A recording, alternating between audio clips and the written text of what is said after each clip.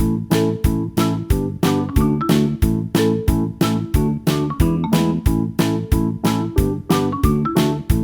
बच्चों, कैसे हैं आप सभी। मैं आशा करती हूँ आप सभी स्वस्थ और प्रसन्न होंगे। आज हम हमारा पाठ निबंध लेखन यानी ऐसे राइटिंग को पढ़ेंगे और समझेंगे। इसके बारे में हम जानेंगे निबंध कैसे लिखा जाता है, निबंध लिखते समय हमें क्या क्या बातों को ध्यान में रखना चाहिए। तो आइए इसे शुरू करते हैं। निबंध, ये है हमारा पाठ 17, निबंध लेखन ऐसे राइटिंग। निबंध लेखन का अर्थ है किसी भी विषय पर अपने विचारों को क्रमबद्ध रूप में प्रस्तुत करना। निबंध की परिभाषा है जब किसी विषय पर निश्चित क्रम में लेखन किया जाए तो ऐसे लेखन को निबंध लेखन कहते हैं। यहाँ पर हमें कुछ निबंध के उदाहरण दिए गए हैं। आइए इन निबंधों को हम पढ़ते हैं। पहला है गणतंत्र दिवस यानी 26 जनवरी। निबंध लिखने से पूर्व हमें यह ध्यान में रखना चाहिए कि निबंध लिखने में हमें कम से कम अशुद्धियां करनी चाहिए। निबंध में किसी भी बात को बार बार दोहराना नहीं चाहिए। निबंध लिखते समय क्रमबद्धता का भी ध्यान रखना चाहिए। निबंध में सबसे पहली चीज यह होती है कि सब शब्द जो सीमा आपको दी जाती है उसी को ध्यान रखते हुए आपको निबंध लिखना चाहिए। आइए पढ़ते हैं। पहला निबंध है गणतंत्र दिवस। हमारे देश में अनेक त्योहार मनाए जाते हैं। गणतंत्र दिवस भी उसी में से एक त्योहार है। गणतंत्र का अर्थ है गण का तंत्र यानी जनता का शासन। 15 अगस्त 1947 को हमारा देश स्वतंत्र हुआ, लेकिन 26 जनवरी 1950 को यह गणतंत्र बना क्योंकि हमारा संविधान इसी दिन लागू हुआ था। 26 जनवरी 1929 को रावी तट पर भारतीयों ने पूर्ण स्वतंत्रता प्राप्त करने की प्रतिज्ञा ली थी। अतः इसी दिन की स्मृति में देश को 26 जनवरी को लागू किया गया था। गणतंत्र दिवस वैसे तो संपूर्ण देश में धूमधाम से मनाया जाता है, पर राजधानी दिल्ली में इसकी शान ही निराली होती है। वहां राष्ट्रपति की राजकीय सवारी निकलती है। विजय चौक में राष्ट्रपति जल, थल यानी भूमि और वायुसेना एवं पुलिस जवानों की टुकड़ियों की सलामी लेते हैं। 21 तोपों की सलामी दी जाती है। सेना के जवान मार्च करते हुए लाल किले तक जाते हैं। सेना के टैंकों की परेड तथा वायुयानों की उड़ान भी इसी कार्यक्रम की विशेषता है। विभिन्न राज्यों की झांकियां, लोक नृत्य आदि अत्यंत आकर्षक होते हैं। हजारों की संख्या में लोग इस कार्यक्रम को देखने के लिए आते हैं। देश के अन्य भागों में भी यह पर्व मनाया जाता है। जगह जगह राष्ट्रीय ध्वज फहराए जाते हैं तथा विद्यालयों में सांस्कृतिक कार्यक्रम होते हैं। सरकारी भवनों पर रोशनी की जाती है यानी लाइटिंग की जाती है। गणतंत्र दिवस हमें अपने देश के प्रति कर्तव्य की याद दिलाता है। हमें प्रतिज्ञा करनी चाहिए कि हम अपने देश की स्वतंत्रता की रक्षा करेंगे तथा उसकी उन्नति के लिए काम करेंगे। कर्तव्य पालन से ही हम अधिकार प्राप्त कर सकते हैं। तो यहाँ पर हमारा ये निबंध 10 बिंदुओं में समाप्त होता है। हमने देखा कि सभी बिंदु क्रमबद्ध रूप से लिखे गए हैं। इसी में हमारा दूसरा निबंध आता है वन हमारी अमूल्य संपदा। भारत एक विशाल देश है। इसकी धरती पर पर्वत, नदियां, मरुस्थल, मैदान, पठार तथा वन जैसी अमूल्य संपदाएं हैं। वन हमारी अमूल्य संपदा है। वन हमारे लिए बहुत उपयोगी हैं। वनों में ही अनेक प्रकार के पशु पक्षी निवास करते हैं। हमारी प्राचीन संस्कृति में वृक्षों की पूजा भी की जाती। वृक्ष मिट्टी को बांध कर रखते हैं। इस प्रकार ये मृदा अपरदन को रोकते हैं यानी मिट्टी को बहने से रोकते हैं। ये आंधियों के वेग को कम करते हैं। आंधी की जो तेजी होती है उसको कम करते हैं। यही हवा को शुद्ध और शीतलता प्रदान करते हैं। वृक्ष प्रदूषण को रोकने तथा वातावरण को स्वच्छ रखने और प्रदूषण को नष्ट करने में महत्वपूर्ण भूमिका निभाते हैं। वृक्ष वर्षा कराने में बहुत सहायक होते हैं। वृक्ष हमें फल, सब्जियां, अन्न आदि भी प्रदान करते हैं। कागज जैसी उपयोगी वस्तु भी हमें वृक्षों यानी पेड़ों से ही मिलती है। ईंधन के लिए, फर्नीचर के लिए, खेलों के सामान के लिए लकड़ी हमें वृक्षों से ही मिलती है।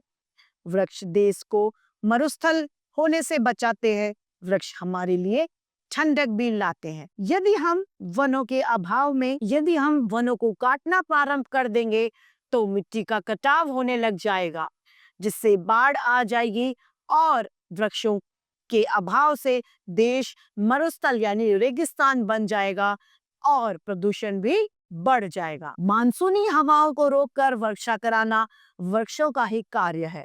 वृक्षों के अभाव में वर्षा भी नहीं होगी। हमारे देश में पहले से ही बहुत गर्मी है। यदि हम वन काटना प्रारंभ कर देंगे तो गर्मियां और ज्यादा बढ़ जाएंगी। हमें इन सभी बातों को ध्यान रखना चाहिए तथा अपनी वन संपदा की रक्षा करनी चाहिए। हमें वनों को काटने से रोकना चाहिए। अनावश्यक रूप से हमें कभी भी वृक्षों को हानि नहीं पहुंचानी चाहिए। अगला निबंध है हमारा तीसरा, नेताजी सुभाष चंद्र बोस। नेताजी सुभाष चंद्र बोस का जन्म 23 जनवरी 1897 ईस्वी को कटक में हुआ था। इनके पिताजी श्री जानकीनाथ बोस ने बीए करने के बाद आईसीएल की परीक्षा के लिए इन्हें इंग्लैंड भेज दिया। आईसीएस की परीक्षा पास करने के बाद भारत ने इन्हें उच्च सरकारी पद भी मिला। महात्मा गांधी के असहयोग आंदोलन में भाग लेने के कारण इन्हें सरकारी पत्र से त्याग पत्र देना पड़ गया। ये कोलकाता कॉरपोरेशन के मेयर चुने गए और 1939 ईस्वी को कांग्रेस के अध्यक्ष बने। इन्हें बाद में उग्रवादी विचारधारा के कारण अंग्रेज ने नजरबंद कर दिया। ये मौलवी के भेष में अंग्रेजों की कैद से निकलकर काबुल के रास्ते जापान जा पहुंचे थे। इन्होंने आजाद हिंद फौज बनाकर और जापान का सहयोग पाकर अंग्रेजों के विरुद्ध युद्ध छेड़ दिया। इनका नारा था, तुम मुझे खून दो, मैं तुम्हें आजादी दूंगा। इनकी आजाद हिंद फौज ने कई युद्धों में अंग्रेजों को हरा दिया। दुर्भाग्यवश जापान के आत्मसमर्पण करने से इनका मनोबल टूट गया। कहा जाता है कि नेताजी सुभाष चंद्र बोस एक हवाई दुर्घटना में उनका निधन हो गया। हम भारतवासी हमेशा नेताजी सुभाष चंद्र बोस का स्मरण करते रहेंगे क्योंकि वह हमारे लिए बहुत महत्वपूर्ण अभिनय करके गए।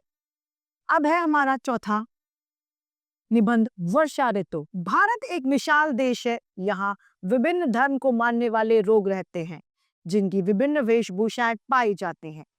यहाँ की जलवायु में भी विभिन्नताएं मिलती हैं। भारत में प्रमुख रूप से 3 ऋतुएं होती हैं, ग्रीष्म, शरद तथा वर्षा ऋतु।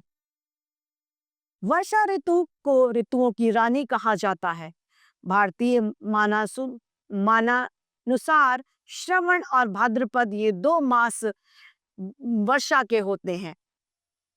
वर्षा ऋतु जून के अंतिम सप्ताह में आसमान में काले काले मेघ छा जाने प्रारंभ हो जाते हैं। वर्षा ऋतु का प्रभाव प्रकृति पर इस प्रकार पड़ता है कि नदियां, तालाब, कुएं जल से भर जाते हैं, पेड़ पौधे, लताएं सब हरी भरी हो जाती हैं। वर्षा होने पर मोर भी प्रसन्नता से नाच उठते हैं और अपने पंख फैलाकर नाचने लगते हैं। चातक अपनी प्यास बुझाता है और पपीहा पीहू पीहू पुकारने लगता है। मेंढक चरचर करने लगते हैं। मछलियां भी पानी से उछलने लगती हैं। वर्षा ऋतु जहां एक और शांति, उल्लास और बहार लाती है, वहीं यह ऋतु कुछ नुकसान भी करती है। अधिक वर्षा होने से फसलें नष्ट हो जाती हैं, बाढ़ आ जाती है, सड़कें पानी में बह जाती हैं, यातायात ठप हो जाता है, व्यापार चौपट हो जाता है। फसलें नष्ट होने के कारण अनाज और खाने पीने की सभी चीजें, वस्तुएं महंगी हो जाती हैं। दैनिक कार्यक्रम भी रुक जाते हैं, सुंदर घरों के खंडर बन जाते हैं। मक्खी मच्छरों का प्रकोप से मलेरिया, हैजा जैसी बीमारियां भी सिर उठाने लगती हैं। चारों तरफ त्राही त्राही मच जाती है। जहां वर्षा ऋतु एक सुंदर, मनोरम, एक उपयोगी ऋतु है, वहीं आवश्यकता से अधिक वर्षा घातक, विनाशकारी और प्रलयकारी होती है। पांचवा निबंध है हमारे जीवन में कंप्यूटर का महत्व। आज कंप्यूटर का शोध चारों ओर है। यह विज्ञान की नई नई खोज है। यह एक यंत्र दिमाग है। यह कठिन से कठिन अंकों की गुत्थियों को भी आसानी से सुलझा लेता है। यदि मनुष्य से इसका संचालन में कोई गलती हो जाए तब यह गलती कर सकता है, अन्यथा कोई गलती नहीं होती। हमारे जीवन में कंप्यूटर कब प्रवेश किया, समय के साथ पता ही नहीं चला। सत्य तो यह है कि हमारे जीवन का यह एक जरूरी अंग बन गया है। कंप्यूटर पर खेले जाने वाले खेल तो एक 4-5 साल का बच्चा भी बड़ी आसानी से खेल लेता है। घर, विद्यालय, कार्यालयों और बाजारों में भी कंप्यूटर का उपयोग हो रहा है। इंटरनेट से हम अपनी सभी समस्याओं को आसानी से हल कर सकते हैं। ईमेल के द्वारा हम दूर बैठे व्यक्तियों को अपने पत्र व्यवहार कर सकते हैं। आज कंप्यूटर रहित जीवन की कल्पना भी नहीं की जा सकती। जहां एक और कंप्यूटर ने मानव को अपना गुलाम बनाकर आलसी तथा मस्तिष्क को पंगु बना दिया है, वहीं अनेक लोगों को बेरोजगार किया और वहीं दूसरी ओर देश की प्रगति को भी उसने बढ़ाया है। कंप्यूटर आज समय की मांग है। इसका महत्व इसके सदुपयोग दुरुपयोग पर निर्भर करते हैं। तो इस तरीके से हमारा ये पाठ निबंध लेखन समाप्त होता है। इसमें हमने देखा कि निबंध को संक्षिप्त रूप में लिखना चाहिए और समय सीमा का ध्यान रखते हुए शब्द सीमा का भी ध्यान रखना चाहिए। तो इसी तरह हमारा ये पाठ निबंध लेखन समाप्त होता है। मैं आशा करती हूँ आप सभी को यह पाठ भली-भांति रूप से समझ में आया होगा। आज के लिए इतना ही। फिर मिलते हैं। धन्यवाद।